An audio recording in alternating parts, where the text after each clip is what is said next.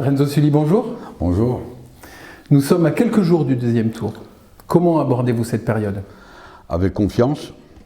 Je crois que les résultats du premier tour et le travail qui a été fait par notre liste ont montré qu'il y avait une confiance importante de la population. Nous souhaitons simplement que cela se confirme dimanche prochain, puisqu'au premier tour, il y a eu 65% d'abstention, avec la crainte du virus. Moi, je veux encourager les Échiroloises et les Échirolois à aller voter, puisque de toute façon, toutes les précautions seront prises.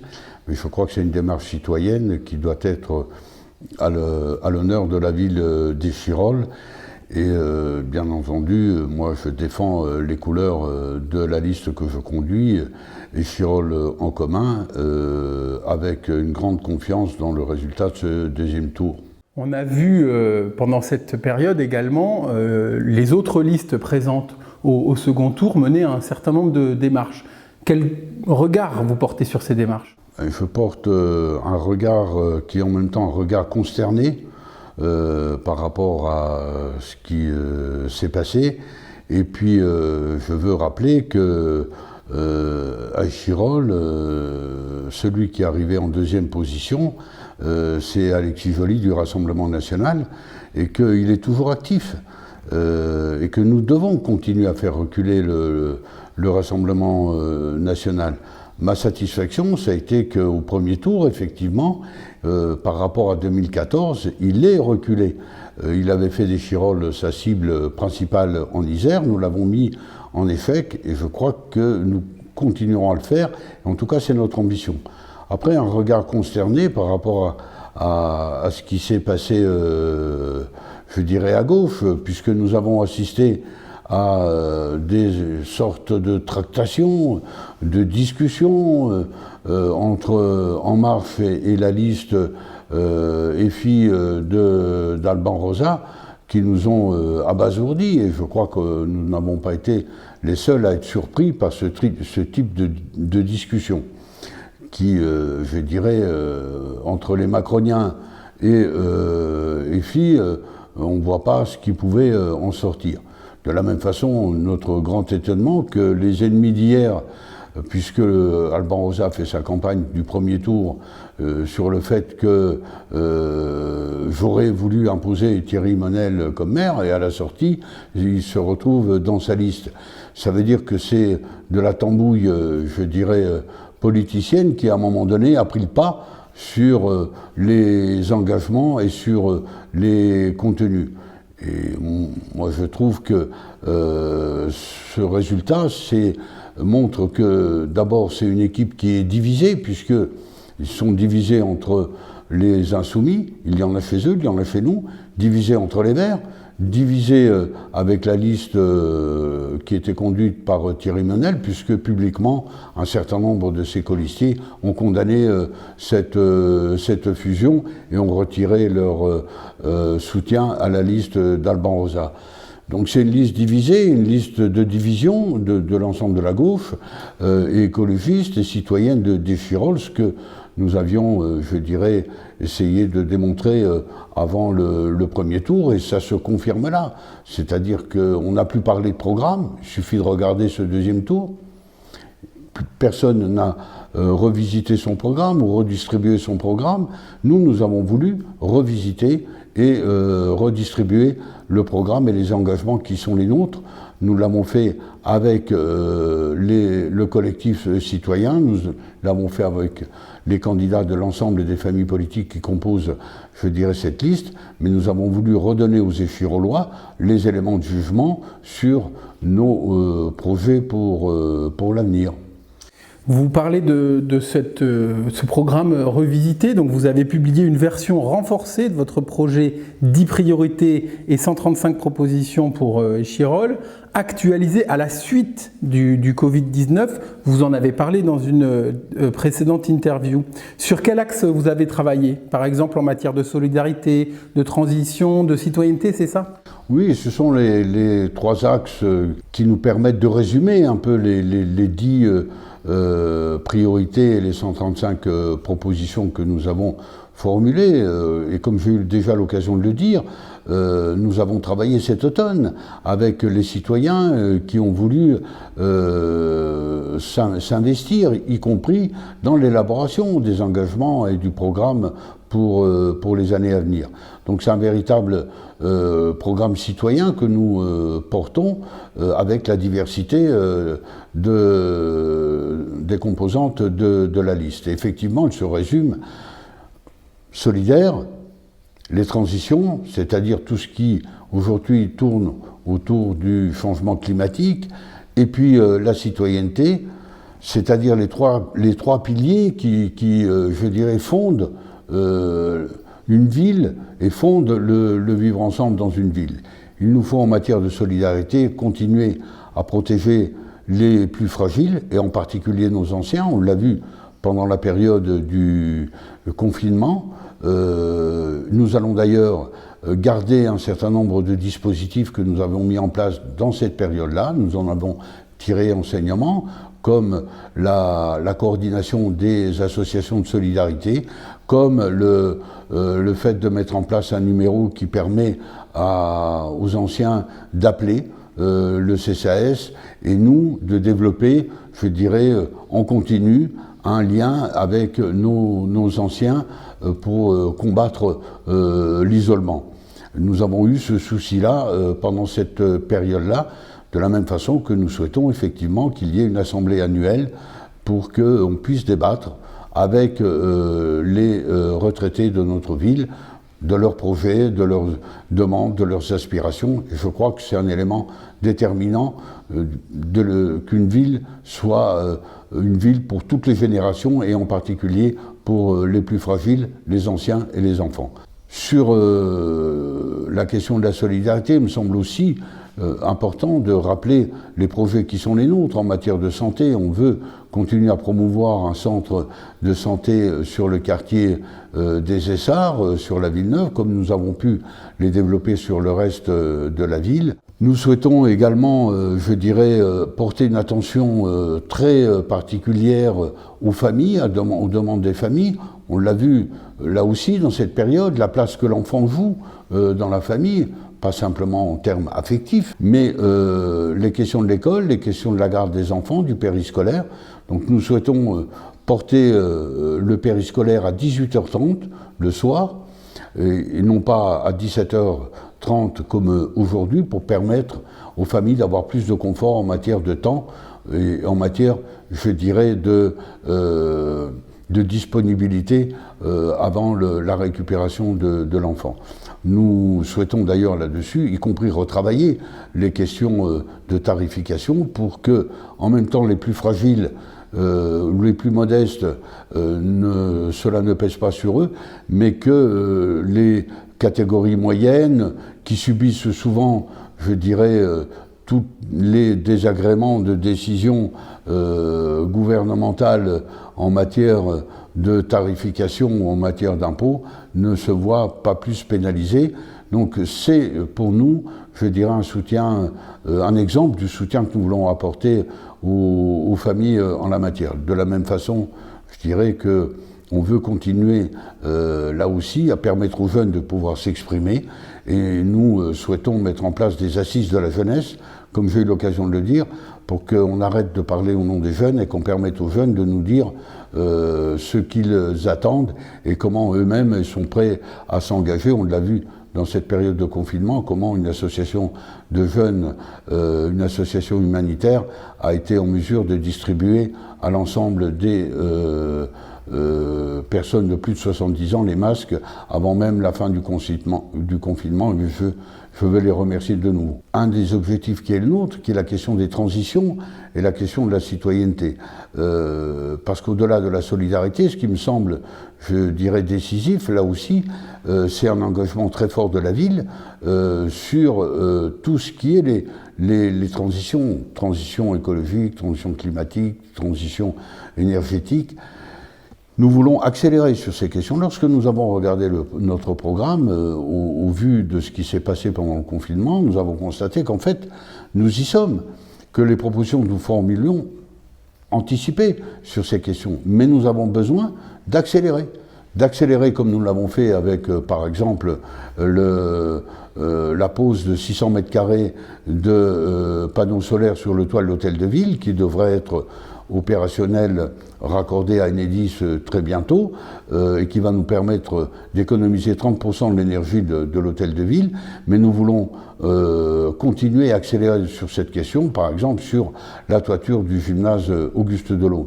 De la même façon, sur les pistes cyclables, nous souhaitons accélérer avec la réalisation en cours de la chrono-vélo, mais en même temps, dès juillet, de pouvoir disposer sur la rue Fernand-Pelloutier et la rue Vaillant-Couturier des pistes cyclables transitoires, mais que nous souhaitons qu'elles deviennent plus tard définitives, et sur l'avenue des États Généraux, qui est plus complexe, que cela se réalise au mois de septembre. De la même façon qu'on veut continuer à travailler sur les questions de l'alimentation, pour que dans nos écoles, chez nos anciens, la question de l'alimentation soit au centre et nous permette de travailler avec ce que nous avons mis en place, les circuits courts, pour que l'on puisse disposer d'une alimentation saine. Et là aussi, dans les écoles, avec une tarification que nous souhaitons revoir, là aussi pour redonner un peu de pouvoir d'achat aux familles. Je ne prends que ces quelques exemples-là pour montrer que les questions du changement climatique, la question des îlots de chaleur, par exemple, sont des questions que nous avons pris à bras-le-corps, puisque nous avons en programme la réalisation de 3 parcs sur la ville, aux Essarts, à la Croix de Vérine, à Village 2, et que aujourd'hui nous imposons à des promoteurs, c'est le cas par exemple sur l'opération Colo, de dégager des espaces verts et des plans d'eau ouverts au public, et pas simplement, je dirais, pour la copropriété.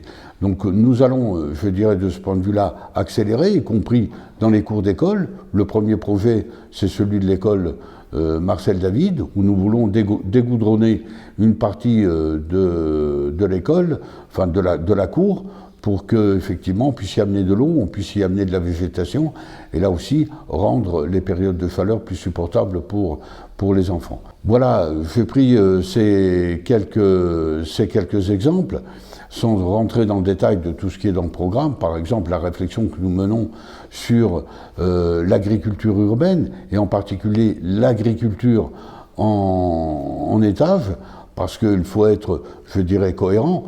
Aujourd'hui, les agglomérations, notre agglomération, elle est dense. On ne va pas trouver, je dirais, des espaces importants d'hectares, sauf à sacrifier des parcs publics, mais qu'il nous faut réfléchir à des projets dont certains ont déjà été réalisés dans la région parisienne, en Europe, où on peut avoir une agriculture en étage et qui s'insère complètement dans je dirais, la vision urbaine qui est la nôtre aujourd'hui. Donc il y a de l'innovation à créer de ce point de vue, et nous voulons effectivement l'accélérer. Et tout ça, ça ne peut fonctionner que si on a une citoyenneté qui continue de se développer. Nous avons beaucoup innové sur les questions de citoyenneté sur Échirolles. Nous souhaitons aller plus loin, parce que la question de la participation des habitants, leur implication sur le devenir de la ville, elle est essentielle pour que nous puissions effectivement avoir une ville qui soit une ville qui petit à petit s'équipe, s'aménage, où on peut vivre ensemble, où on trouve toutes les fonctionnalités, les services publics, les services privés. On a vu par exemple le rôle des petits commerces pendant cette période-là. Nous sommes la 2e ville de l'Isère en nombre de petits commerces sur la ville, après Grenoble. Je crois qu'il faut le savoir, comme nous sommes la 2e ville de l'Isère en termes d'emploi, avec près de 20 000 emplois sur cette ville. Ce sont des éléments essentiels qui constituent Échirolles. Et donc en termes de citoyenneté, il nous faut travailler avec, je l'ai dit, les anciens, avec les jeunes, avec les assises de la jeunesse. Je veux rappeler que nous sommes une des rares villes à retransmettre notre conseil municipal en direct depuis 2014. C'est quelque chose dont on ne parle plus, parce que quand c'est acquis, on n'en parle plus, mais c'est la réalité. C'est la démarche de transparence qui veut être la nôtre. de la même façon que nous avons modifié la charte de la participation des habitants, que nous proposerons d'ailleurs au nouveau conseil municipal, parce qu'il devra l'adopter, et en mettant à 500 signatures la saisine du conseil municipal sur une question qui peut être une question essentielle et qui oblige le conseil municipal à en débattre, de la même façon que nous avons descendu à 1500 signatures l'organisation d'un référendum local sur un sujet, je dirais, majeur pour l'avenir de notre ville. Donc nous voulons continuer à expérimenter là-dessus, y compris avec la remise en place de budgets participatifs qui pourraient permettre à des collectifs, des associations, des propositions, voilà, qui pourraient être réalisées dans la ville à l'initiative même des habitants. Vous venez de parler de budget, revenons à cette question des moyens, de la fiscalité, des finances. Quelle est votre position là-dessus, y compris sur le grand absent de certaines propositions de listes concurrentes? Oui, moi ce que j'ai pu noter dans cette campagne, en particulier sur la campagne du deuxième tour, je l'ai dit, où il n'y a pas de programmes qui ont été redistribués ou confirmés. Deux, qu'on ne parle jamais de fiscalité, mais qu'on fait des promesses importantes. Qui veut doubler le nombre de policiers, qui veut en rajouter ici, qui veut diminuer la fiscalité. Moi, j'ai eu l'occasion, je dirais, de travailler sur les propositions qui ont été formulées par nos listes concurrentes. Et quand on regarde, c'est où une diminution importante du personnel municipal qui existe aujourd'hui pour dégager des financements pour financer certaines politiques. Donc il faut dire qui on veut demain, de qui on veut demain se séparer, quel service à la population on veut arrêter pour financer d'autres. Ou alors, c'est la fiscalité locale. Parce que tout cela ne peut être financé que par des marges de manœuvre qui sont dégagées par des licenciements du personnel municipal, ou des contractuels, ou de non-remplacement, ou de suppression, ou par la fiscalité locale. Voilà, donc moi je pense que la question de la fiscalité locale, c'est une question importante, parce que les Échirolois, ils ont le droit de savoir quelles sont les intentions pour l'avenir. Nous n'avons pas augmenté la fiscalité depuis 4 ans, et nous ne souhaitons pas l'augmenter pour l'avenir. Ce n'est pas du tout dans nos projets. Aujourd'hui, nous avons, après cette période de baisse de dotation, rétabli les finances de la ville de manière très saine, que ce soit en termes, je dirais, de désendettement massif. Aujourd'hui, nous sommes absolument dans la moyenne nationale, autour de 1200 €, je crois, par habitant. Ça doit se situer dans ce créneau-là. Et donc, nous avons réussi à dégager des capacités pour l'avenir et financer nos propres politiques. Donc, ce que nous proposons, nous sommes capables de le financer, nous sommes capables de les mettre en œuvre, sans avoir à faire appel à la fiscalité locale. Mais c'est un engagement, je dirais, que nous prenons et qui sera transparent. C'est-à-dire que tout au long du mandat, nous rendrons compte chaque année de l'état de la fiscalité locale et de l'état d'avancement de notre programme pour notre ville. Merci de ces précisions. Quelques éléments de campagne maintenant. On a vu apparaître une vidéo d'Alban Rosa qui parle de pression sur le personnel. Vous avez une réaction à ces propos? Ah oui, j'ai une réaction très étonnée et je dirais quelque part exaspérée. Parce que ce qu'on voit fleurir dans ce deuxième tour, ce sont des fake news, des boules puantes, des déclarations d'intention. Vous savez, les relations que nous avons avec le personnel municipal sont d'excellentes relations. Nous avons, avec les syndicats qui le représentent, des réunions régulières. Et je dirais, il y a de la considération de notre part pour les représentants du personnel, quelle que soit, je dirais, leur tendance. Et les choses, nous les élaborons avec eux. Par exemple, nous sommes en train d'essayer de fabriquer les critères pour qu'on puisse gratifier par une prime les personnels qui ont été engagés sur le terrain pendant cette période de confinement. Ils le méritent. J'ai eu l'occasion de faire le tour de tous les services qui ont été engagés là-dessus et de les remercier. Et je les remercie encore parce qu'ils ont fait, je dirais, la démonstration que le service public, oui, il se préoccupait d'abord des habitants. Et cela, nous la réaliserons. Alors entendre aujourd'hui qu'il y aurait des pressions, mais moi je n'ai pas besoin de faire des promesses. Je suis maire depuis un certain temps. Mes actes parlent pour moi-même et pour aujourd'hui. Je n'ai jamais sanctionné quelqu'un pour avoir une divergence, je dirais, politique avec moi ou avec nous. Ceux qui disent ça, c'est ceux qui ont des arrière-pensées. Le personnel aujourd'hui, il est plutôt inquiet de savoir arriver, s'il y avait une possibilité, un certain entourage de M. Rosa, dont on sait, je dirais, quelles sont les intentions. Donc moi, je n'ai aucune inquiétude vis-à-vis du personnel municipal. Je ne l'ai jamais instrumentalisé, je ne le ferai jamais. Je le respecte trop pour ça. Et je suis persuadé que le personnel communal, lorsqu'il entend des choses comme ça, c'est plutôt les échos que j'ai eus aujourd'hui en mairie, il est plutôt outré d'entendre des propos de ce type-là. Merci, Monsieur Sully. On arrive à la fin de cet entretien. Qu'est-ce que vous voulez dire maintenant aux Échirollois et aux Échirolloises pour le vote de dimanche? D'abord, ce que je voudrais dire, c'est qu'il continue de se faire une opinion si la leur n'est pas encore arrêtée. Et de se faire une opinion, non pas à partir des faits divers qui sont aujourd'hui instrumentalisés, que ce soit par une liste ou par une autre, que ce soit la question des chiens, la question, je dirais, plus humaine de la personne qui est sans domicile aujourd'hui, ou d'autres questions où on voit les tentatives qu'il y a de récupération de cela pour dénigrer la liste ou pour dénigrer le maire ou l'équipe municipale actuelle. Donc je veux d'ailleurs noter que dans l'équipe municipale sortante, aucun adjoint, aujourd'hui, aucun adjoint ne soutient la démarche d'Alban Rosa et de Thierry Monel. Aucun. Ça prouve, je dirais aussi, l'isolement qui est le leur par rapport à l'équipe municipale sortante. Et ce que je voudrais dire aux Échirollois, c'est qu'il faut aller voter dimanche. Il faut y aller. Je dirais toutes les précautions de toute façon sont prises, mais c'est important pour l'avenir de notre ville et l'avenir de ses habitants.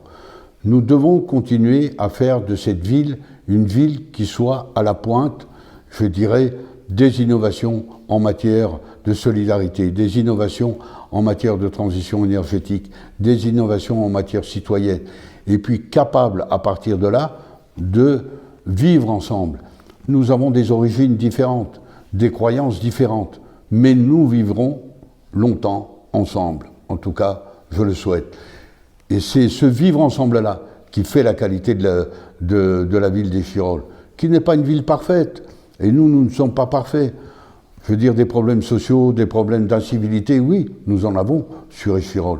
Mais il y en a de partout. Il suffit de voir ce qui s'est passé à Dijon, ce qui s'est passé à Strasbourg, ou ce qui se passe, y compris dans certaines autres agglomérations, y compris du Haininois, dans le nord de la France.